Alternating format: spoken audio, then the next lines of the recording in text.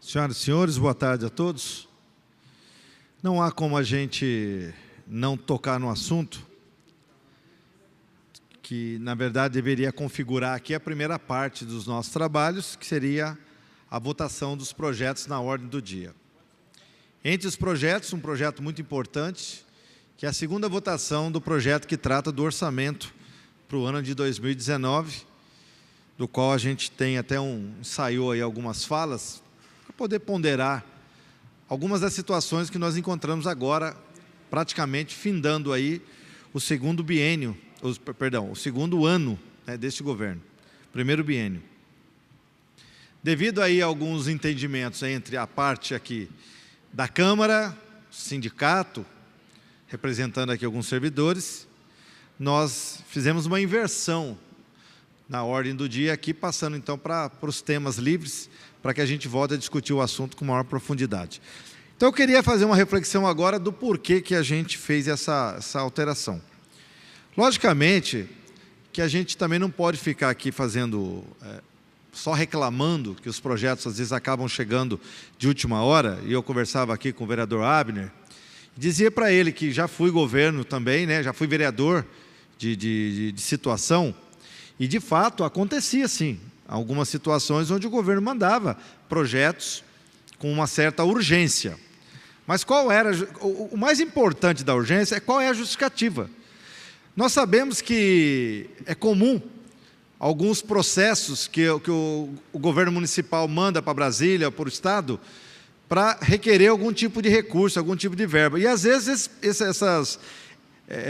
vamos dizer, essas ofertas, elas aparecem da noite para o dia, e para que o município possa receber esses recursos, é necessário uma autorização da Câmara. E aí esses projetos entram com essa caracterização.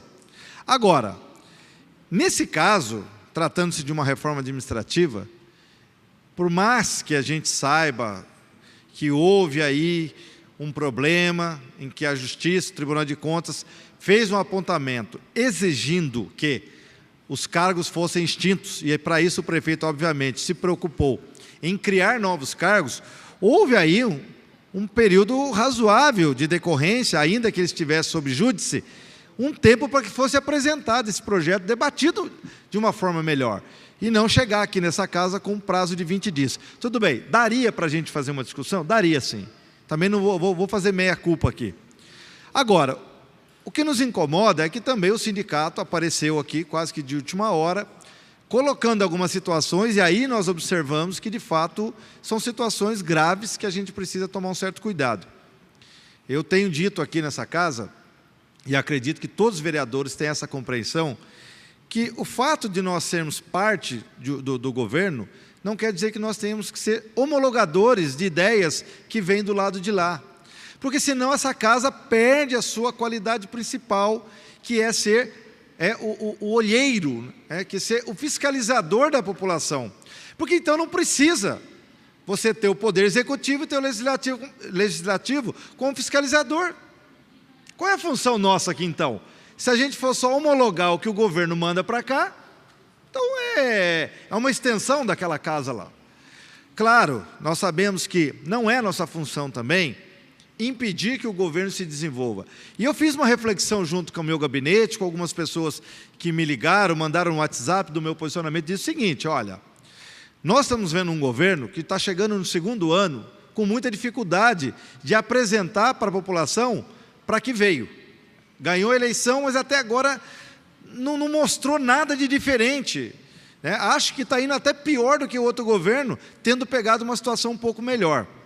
Agora, eu penso assim também, não dá para você governar sem ter o staff, sem ter os cargos em comissão, pessoas da sua confiança que vão ajudar a tocar o projeto da cidade.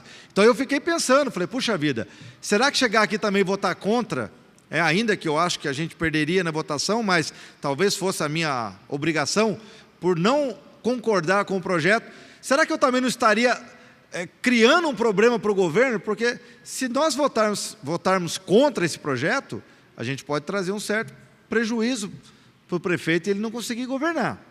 Mas também não dá para a gente aceitar do jeito que está. Então a gente precisa achar aí um termo de equilíbrio. Então eu falo, nós temos uma responsabilidade muito grande, primeiro, com a população, que é fiscalizar, fazer a coisa certa, mas também temos um compromisso com essa mesma população, que é fazer com que o governo ande, com que o governo faça o que tem que ser feito na cidade, para que a população tenha uma cidade, de fato, à altura do que ela requer. Então, é um dilema muito grande, e a gente tem que pesar muito isso para que a gente tome realmente a decisão correta. Agora, achar que a gente vai chegar aqui e agradar todo mundo, isso é ilusão. Nós sabemos que vão ter gente... terão pessoas contra, terão pessoas a favor, e esse jogo, a gente tem que ter a compreensão de que faz parte do nosso encargo aqui, né? Faz parte, é o ônus da função.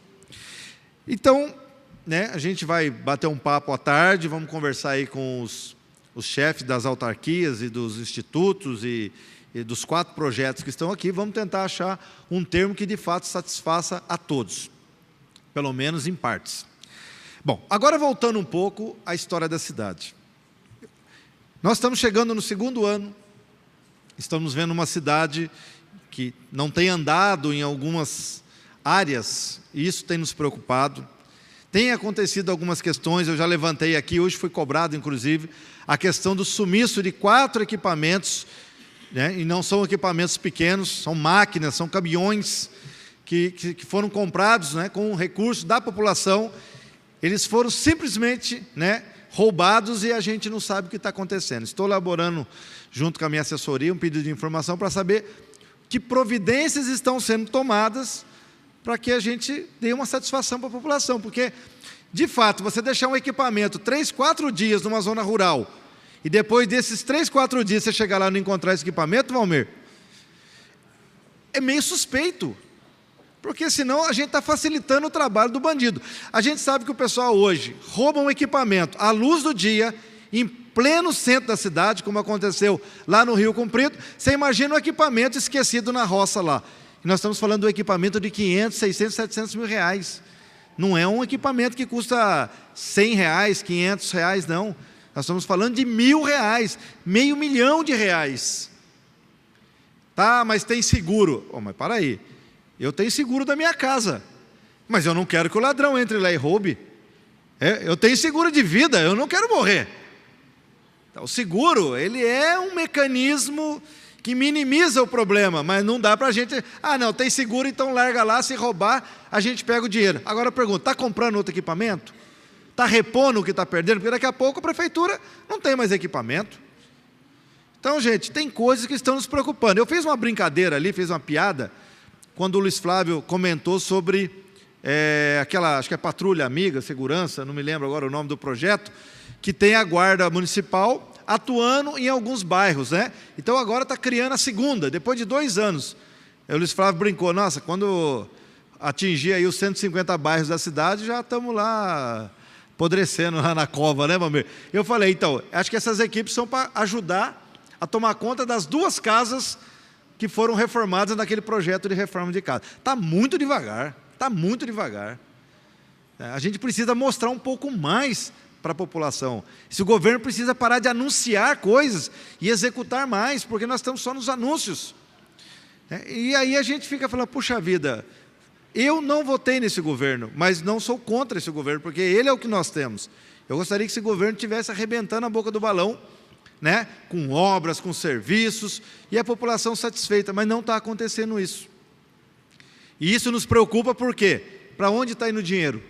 Cadê o dinheiro que está sendo arrecadado da população?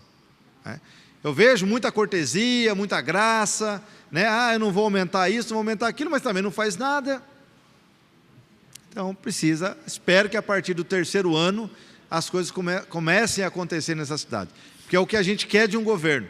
Não me importa se ele foi eleito por mim ou não, o importa é que foi eleito pela maioria da população, e democraticamente é aquilo que nós queremos.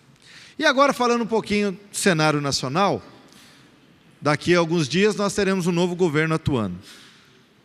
E infelizmente o que a gente começa a perceber que não vai mudar tanto assim quanto as pessoas esperam, não.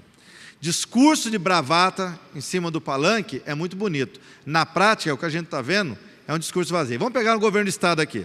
O senhor João Dória, que prometeu um governo revolucionário, começa a colocar lá no seu governo pessoas que foram incriminadas. Tudo bem, não foram presas, porque infelizmente, né, aqui em São Paulo, o PSDB parece-me que é santo. O senhor Capês, né, que foi presidente da Assembleia Legislativa, que foi aí, todo mundo viu, não sou eu que estou falando, foi indiciado como um dos cabeças lá daquele lance do roubo da merenda aqui em São Paulo.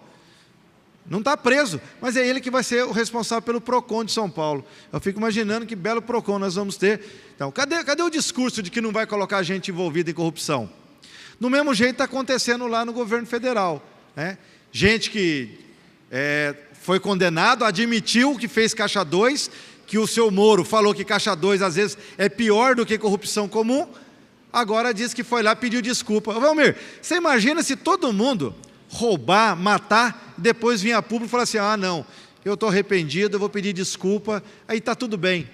Ou seja, a mão pesada da justiça e da lei, quando é do adversário, ela é pesada, mas quando está do lado dele é bom. Ou seja, né, agora o Moro está do lado do governo, mas o cara foi lá pedir desculpa, está tudo bem. Minha gente, está começando mal esse governo, hein? Eu não quero aqui torcer para o quanto pior, melhor, não. Mas eu não estou vendo aí coerência naquilo que foi falado na eleição. Então a gente espera, né? Nós esperamos que de fato as coisas corram bem, porque o país tem que ser passado a limpo, tem que ser passado a limpo de verdade. Não é passado a limpo não, da forma como está sendo feita. Aos inimigos, né, o rigor da lei, e para os nossos, a mão mais leve, a mão mais suave. Tem meus contatos aí? Está aí o nosso gabinete, o gabinete do vereador Arildo Batista, gabinete 3, nosso telefone é o 3955-2205. Sempre dispostos aí a atender, ouvir aí as sugestões, as críticas e também os elogios, porque é sempre bom para o ego da gente quando a gente faz alguma coisa boa e dá certo, né?